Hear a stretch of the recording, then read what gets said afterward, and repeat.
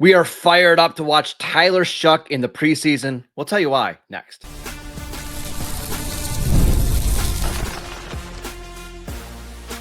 You are Locked On Dynasty Football, part of the Locked On Podcast Network. Your team every day. Welcome back to the Locked On Dynasty Football Podcast, part of the Locked On Podcast Network, your team every day. We'd like to thank you for making us your first listen of the day. Today's episode is brought to you by Game Time. Download the Game Time app, create an account, and use promo code LOCKEDONNFL for $20 off your first purchase. Welcome back. I am your host, Marcus Mosher. You can follow me on Twitter at Marcus_Mosher. You can also check me out over on the Locked On Cowboys podcast. And as always, I'm joined by Michael Fabiano. You can follow him on Twitter at Michael_Fabiano. You can check out all of his great work over on SI. And on today's show, we're going to take a look at a couple players that we are excited to watch in the preseason. Yes, the preseason starts officially this week. I don't really count the Hall of Fame game. That's not real football. We're going to talk about some players that we're excited to watch, and not your, usual first round picks like Ashton Genty and Omarion Hampton. Some guys that really need to have strong performances in the preseason. And Fabs, let's start with Tyler Shough, the Saints' second round quarterback who has not had a great training camp so far. Why does he need a big preseason? Because he's not guaranteed to be the week one starter. In fact, right now, if you read some of the reports, Spencer Rattler is ahead of him on the depth chart. There was also a report from Jeff Duncan, who is a Saints columnist, who said, quote, Tyler Shough might have directed the worst 2-minute drive in the history of the NFL during situational work late in the practice. Now, it's one day. It's one report. I am not high on Tyler Shough. I have never been high on Tyler Shough. He's one of those quarterbacks that sort of saw his value rise as we got through the offseason. Maybe it's because the quarterback position was just not great in the 2025 draft class of prospects. He's going to be 26 in September. So from a dynasty perspective, he's not a highly desirable target. And there's even reports, and I don't know if you've heard this, but there's even reports that like the Saints might want to trade for a quarterback like Trey Lance. So I am out on Tyler Shucks. I am definitely not. If I'm in a super flex league and it's dynasty, okay. Like I would have to be in like literally a league that values quarterbacks so much that I would take a shot on this kid, and it wouldn't be until late. And by kid, I mean, again, he's 26, next month. So I am not a fan. I would avoid him. The Saints didn't want to be in this situation. They obviously didn't know that Derek Carr was going to retire. They did not want to be where they are right now. I guarantee you, if you asked Saints personnel, front office people, they would have brought in a veteran if they knew this was going to happen. They would have maybe gone after a Jameis or whoever else may have been out there, a Flacco, maybe make a trade for a Kirk Cousins, although I don't think that's probably going to happen. No. But I'm not a fan, and I'm out on this kid. And I am worried about the value of the Saints pass catchers because of the quarterback situation in the Bayou. Yeah, and it's tough because this reminds me a lot of like the Jimmy Clausen situation with the Panthers back in 2009, where Clausen was a second-round pick. He went to a really bad Panthers team, and the Panthers performed so poorly that year that they ended up having the number one pick, and then they drafted Cam Newton, right? And that was basically all she wrote for Jimmy Clausen. You look at like the FanDuel odds right now, and the Saints have one of the lowest Super Bowl odds in the league.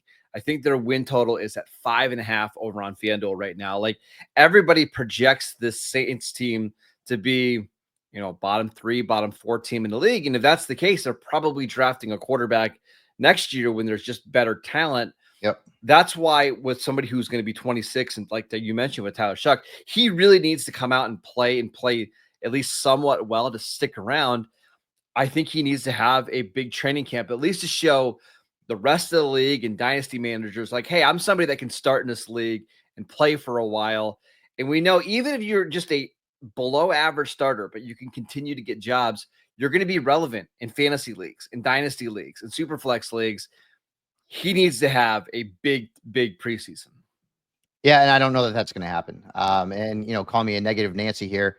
The Saints are just not a team that I have a lot of faith in. In fact, really outside of Alvin Kamara, I don't know that I want any Saints. I don't know that I want Chris Olave.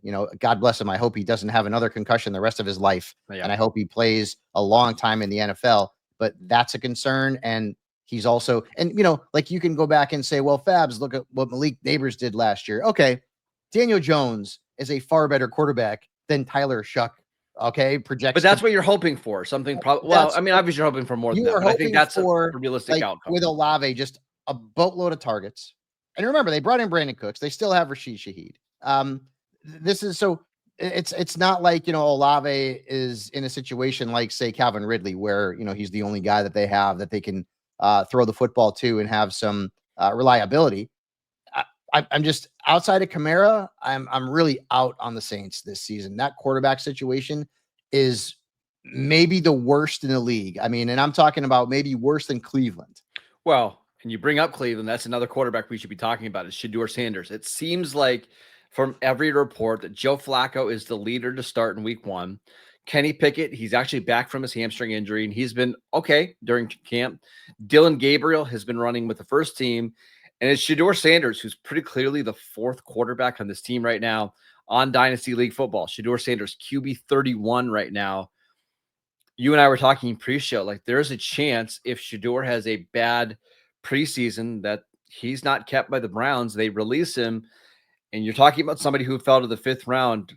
This thing could get ugly and could be over fast if Shedeur doesn't have a good training camp. He needs it kind of to maintain any kind of dynasty value. Yeah, will Mel Kiper Jr. ever live that down if that actually happens? I mean, like, geez, I hope Shedeur hits. I really do. I'm not rooting against him. Listen, we need more good quarterbacks in fantasy football. There's not enough. In fact, I was going through my sleeper quarterbacks for this upcoming season. Marcus, I can't find any. Drake May, to me, is more of a breakout player. Michael Penix is more of a breakout player. Cam Ward is more of a breakout player to me. There are guys out there, JJ McCarthy, I think, is more of a breakout player. Now, you can throw those guys into a sleeper conversation. I get it. Just based on what I'm thinking, they don't, to me, they don't resonate as sleepers. No, because you're still talking about guys that are all like top 10 picks, right? Right, exactly. I mean, so, if you look down the list, I can't find any. Like, honestly, is Dylan Gabriel a dynasty sleeper? Okay, sure. Okay, maybe. Jalen Milroe, maybe. Who? Jalen Milroe from Seattle. Maybe. Yeah, I know, but he's you're talking about deep dynasty. That's a long-term kind of thing. But I mean, can you throw Anthony Richardson in that mix? I mean, that's probably the best one, right? Right, but there's just not a lot. There's just not a lot. And so I don't love Shough, obviously. And when you're looking at a dynasty startup and you're trying to get like quarterbacks late, and we're just talking about a traditional non-superflex type of league, it is going to be hard, folks, to find dudes late that you could potentially have long-term who have that sleeper appeal. I just don't see it in a lot of these players. All right, let's talk about some running backs that we are really excited to watch in the preseason, including one from our favorite team, the Dallas Cowboys. We will get to that next. This episode is brought to you by 5 Hour Energy. It's time to fuel up and turn it up with 5 Hour Energy Transfusion. It brings the bold grape, ginger, and lime flavor of your favorite golf drink, minus the alcohol, into a quick, energizing shot. Whether you're out sinking birdies or just making great memories with friends, this one is a hole-in-one for your energy game. And let's be honest, there's some days on the golf course or off it where you need that extra boost to stay sharp and energized. Listen, I understand. I like to play a lot of golf. There's a lot of times where you get to the turn and you're starting to crash. 5 Hour Energy is here to help you out. Golf is all about good times with good people and good flavors, of course. And the grape ginger lime flavor gives you the best parts of your clubhouse go-to without having to chase down the bev cart. So if you go to 5hourenergy.com today, that is the number 5hourenergy.com, you can use our promo code LockedOnGolf to receive 20% off your order. This offer is only valid until September 30th on one order and cannot be used with other promotions. This code is not good on subscription orders. So whether you're out meeting up with friends or you're trying to turn 18 holes into 36, get the energizing boost you need to power through. Order transfusion flavored 5-hour energy shots today.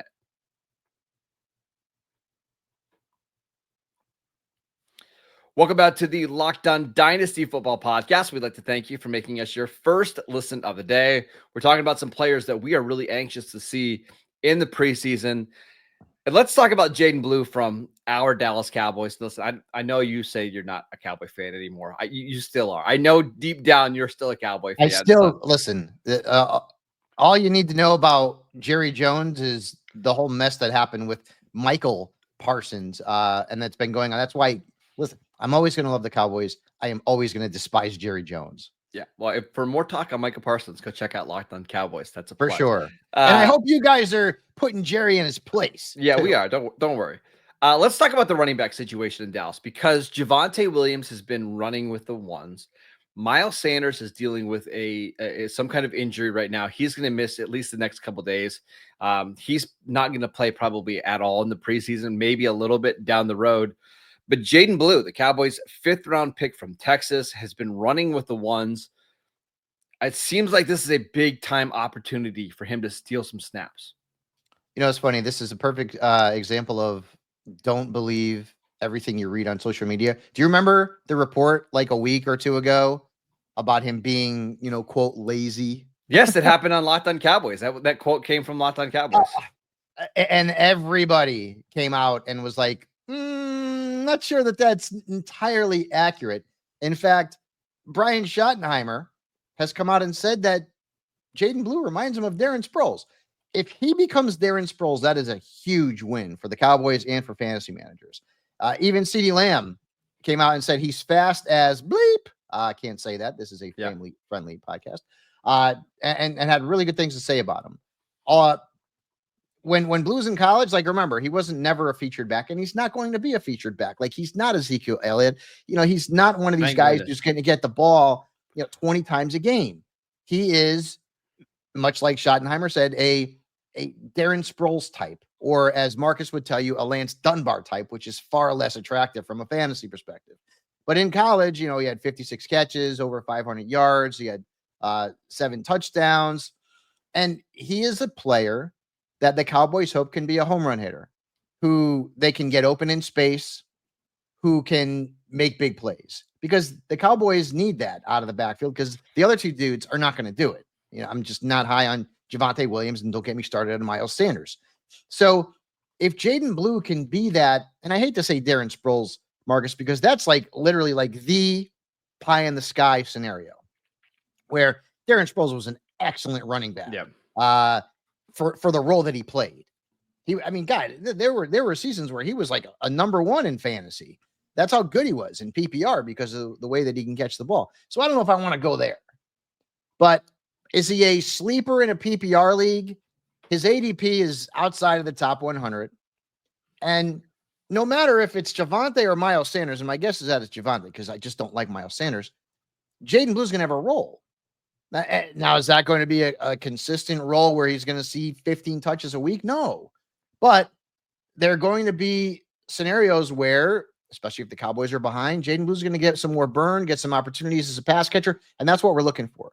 Jaydon Blue's not going to run for 700 yards. He's probably not going to run for 500 yards. He probably won't run for 300 yards, okay? Like, he's going to be a guy who, if he's successful from a fantasy standpoint, is going to catch 50 passes for, 500 yards, something like that. That's where you're looking at Jaydon Blue having some fantasy value. All right. So I'm going to add some context to all of this. So it was Glenn Stretch Smith on the Locked On Cowboys podcast, who was talking about some of Jaydon Blue's work ethic concerns.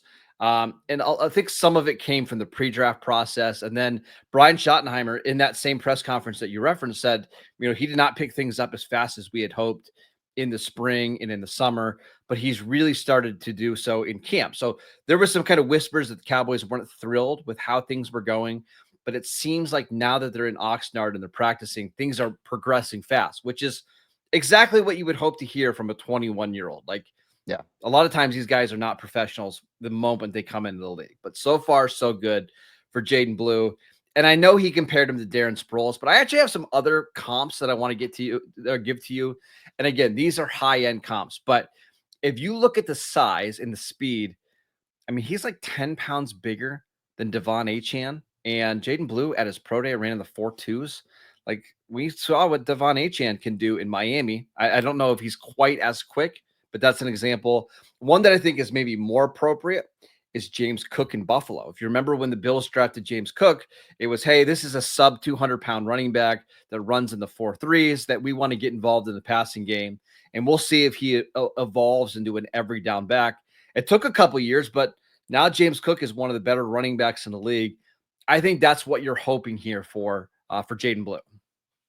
And I that would be, again, pie in the sky. That's those even are a better, high that's even a better outcomes. scenario than Darren Sproles, because those guys actually are starters and featured backs. And James Cook, maybe not Thurman Thomas, but you get my drift. Yeah. I just, Marcus, I don't think the Cowboys' future RB1 is on the roster. I just don't. It's probably not. But this is just don't. But this is a great opportunity for Yes. Blue to show that either he should be a part of the committee, or maybe he's just the RB1 for this year and they go out and draft somebody next year. Yeah, I think Javonte is the RB1 this year. And Blue's going to play a role, a complementary role, as I mentioned. I just don't see him being an RB1 for the Cowboys this season. Now, if injuries happen, I mean, Williams has had knee injuries, and Miles Sanders he's already dealing with a boo-boo. Then there's a path. I just think the Cowboys are going into the regular season with Javonte Williams and Miles Sanders as, the two guys who are going to be the early down backs, the guys who are going to run in between the tackles, the guys who are going to get the goal line opportunities, and Jaydon Blue is going to play his role, which is to be a pass catcher when the Cowboys need it. But also, I would keep this in mind too. I mean, the Cowboys receiving core is pretty good. I mean, after you bring in George Pickens to go along with CD, and you've got, Jalen Tolbert, who's flashed at times, and, of course, Jake Ferguson in the passing game as well. So the Cowboys do have a few mouths to feed, and certainly a bunch that are going to be more prominent than Jaydon Blue. But I guarantee it, there's going to be weeks where he looks really good and people are going to get excited about him.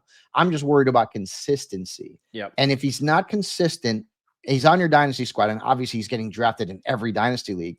And the Cowboys go out and either sign or draft a running back in 2026 who'll be their RB1. Then Jaydon Blue may not have a whole heck of a lot of value unless he can fit into a Darren Sproles type of role, which is clearly possible.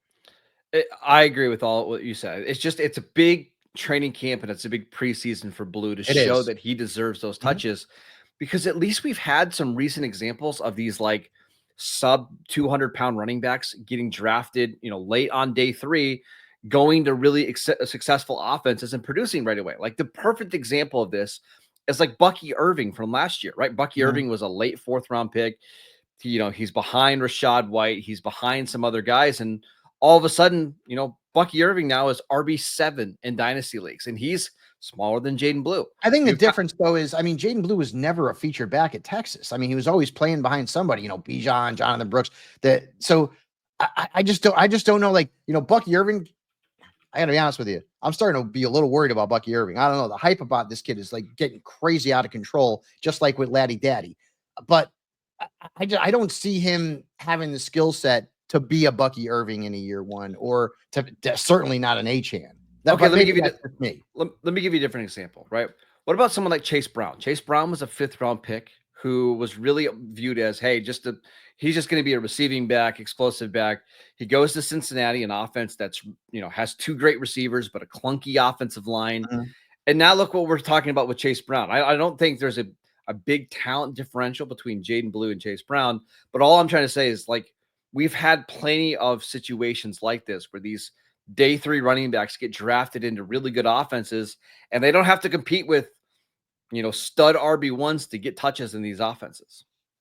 Listen, I understand your optimism. Well, I I'm get just it. putting out the scenario. I get it. I'm not predicting it, by the way. Right. I mean, I'd have to go back and look at Chase Brown and his usage in college. But He my got a guess is lot more touches than what Blue did. that right, exactly. So that's what even last season, Blue was not the featured back for the Longhorns. Yeah. So I'm optimistic to a degree, only as insofar as him becoming a Darren Sproles type of player in terms of the role that Sproles played. I just don't know that he's going to end up ultimately being at that level in his career. No, but I will tell you, the first time he rips off like a 20-yard run in the preseason, yeah, everyone's going to go nuts. Yeah, watch that ADP go through the roof. So just like CD said, he's fast as S. I mean, so that kind of stuff gets people excited. All right, let's talk about some receivers that we are excited to see in the preseason. We will get to that next. This episode is brought to you by Game Time. Have you ever decided at the last minute to head to the ball game with friends or family? Maybe it's game day and you suddenly realize that you have to be in the stands. That's exactly where Game Time comes in. It's the easiest way to grab last minute tickets without all of the stress. And with the money that you save on tickets, you can splurge on food, drinks, merch, or even invite a bigger group to come with you. And Game Time makes it all possible. Game Time makes buying tickets fast and simple, and prices on the app actually go down the closer that you get to first pitch. And they've got incredible last-minute deals, clear seat views, and a lowest price guarantee that takes the worry out of buying. My favorite feature in the Game Time app is the panoramic seat view. You're going to know exactly what your view looks like from your seats in the app before you buy. So take the guesswork out of buying tickets with Game Time. Download the Game Time app, create an account, and use promo code LOCKEDONNFL for $20 off your first purchase. Terms apply. Again, create an account, redeem promo code LOCKEDONNFL for $20 off. Download the Game Time app today. Last minute tickets, lowest price guaranteed. Welcome back to the Locked On Dynasty Football Podcast. We'd like to thank you for making us your first listen of the day. For your second listen, check out Locked On Bets. Betting experts Lee Sterling and Kevin Rogers have daily MLB locks and can't miss football futures. Find Locked On Bets on YouTube or wherever you listen to your podcasts. All right, Fabs, let's talk about Tre Harris because he's a big-time rookie that we think is going to get lots of targets this year. Why are you anxious to see him in the preseason? I was just a fan of him, coming out of college. When you look at what he did last season, he was very prominently ranked over at PFF. He was 14th in yards after catch. His average depth of target was 12. He led the nation in yards per route run. He was also at the top of the list in terms of NFL passer rating when targeted. This is a kid who also now has an opportunity because Mike Williams retired. Now, there's a little bit of buzz right now on Keandre Lambert-Smith, who was, I believe, a fifth-round pick of the Chargers. So people are starting to get excited about him. But Harris did, if you read reports, have a really good practice on Sunday. He and Justin Herbert hooked up for some third down conversions, 2 in 7 on 7s, 1 in 11 on 11s. Harris had caught 4 of his 5 targets during the practice. So the chemistry is starting to get better with Justin Herbert. I have seen rumors, and I don't know if these are true or not, because you never know what you really can believe on social media. But Keenan Allen's name has popped up. Yeah, I believe they're working him out. Yep. Right. That would put a bomb into every wide receiver's value in Los Angeles, at least for this upcoming season. And I don't understand really the fit either. But I mean, it is what it is. I think there are other teams that could use Keenan Allen a hell of a lot more than the Chargers, like the Pittsburgh Steelers, for example. But that's neither here nor there. So as it stands right now, Tre Harris is a very attractive dynasty player. And even if they do go out and sign a Keenan Allen, we're talking long-term here, his ADP is just outside of the 100s, and he's the wide receiver 50. At that point, I love the value. And I understand there's a ceiling on Tre Harris. Why? Because he plays in a Greg Roman offense. And, Marcus and I have talked about this. Last year, Ladd McConkey had the best wide receiver finish of any wide receiver in this offensive system. And this is what Roman's 11th season as an offensive coordinator coming up here. So I like Harris. I know what I'm getting with him. I'm not getting an alpha. I may not even be getting a wide receiver 2 type from a fantasy standpoint, Probably but not. certainly a guy who's going to have the opportunity to, maybe be. And remember, I mean, we all make fun of, Quentin Johnson, but he's still there. And the Chargers are not going to give up on him. They gave up, a lot of, they used a high draft pick to get this kid.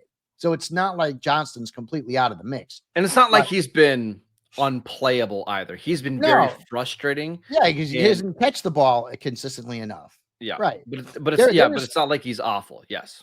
There were streaks last season where like people in Dynasty and redrafts were like, "Ooh, okay, maybe we're going to have something here." And then, he's just not reliable. But it's not. But Harris, I think, has a clear path to being a starter on the perimeter. So it'll be, Quentin Johnston, Harris, and then McConkey playing in the slot. If you throw Keenan Allen into that mix, then I don't know. We're not sure what the recipe is there for success. But right now, I like Harris. I liked him coming out of Ole Miss. I think we just need to see something from him in the preseason just to kind of stabilize his value a little bit, right? Like if he goes out to the preseason and doesn't do much of anything, I think we'll see his dynasty ADP just bottom out. But if he can go out and have a couple catches and show, have one big play, I think that, again, that's going to help make sure that the bottom doesn't fall out here. But there's another AFC West receiver that I wanted to mention, and that's Donte Thornton Jr. from the Raiders, who I've been mentioning a lot on this podcast. He's gotten rave reviews from Raiders practice. He's starting with the ones. He's the X receiver. But you know the way this works. Like you get all this training camp hype, but until it happens in the preseason for more of a national audience and it gets shared all over Twitter, right? It doesn't really feel real. But if Donte Thornton comes out and has like 165-yard touchdown, the dynasty world is going to go crazy over it. So he's just the guy that we've been hearing a lot of positive buzz about, and I'm really excited to see him in the preseason. This is an exciting time, especially for dynasty managers, because we're getting to see these young kids in their first experience. Obviously, it's not regular season, but still, they're out there with professionals, and also it's a time when maybe Marcus and I are part of this, or maybe not, but people just overreact. Right? A guy has a big catch, like he makes a great play. He's got the toe tag, the toe. What do they call it there? The Kyle toe drag, right? Swag, yeah. On the side. Oh man, look at that! I mean, right? So we get all excited about it, and then the ADP starts to rise. And certainly the 3 players that we've talked about today, Harris, Shough, even though I don't love him, and Jaden Blue, would certainly see their ADP start to rise if we saw some usage indicators, or we saw a big play or 2 out of these players. But again, all 3 of them, and again, Shough, not a guy that I'm into, they have to have at least some success in preseason to see their value rise, or to see their value, not in Shough's case, just completely fall off a cliff. Because if Spencer Rattler is going to be the starter in week 1, who's more valuable in Dynasty? Marcus, is it Spencer Rattler or is it Shough? I mean, probably Shough, just because we already know what Spencer Rattler can do. But do I feel confident in saying that? No. I mean, it's not great. All right, that is it for today's show. We want to thank you for making Locked On Dynasty Football your first listen every single day. Go check out the channel on YouTube. Download the podcast wherever you get your podcasts. We are free and available on all platforms. Follow Fabs on Twitter at Michael_Fabiano. You can follow me at Marcus_Mosher, and we will see you right back here on Tuesday.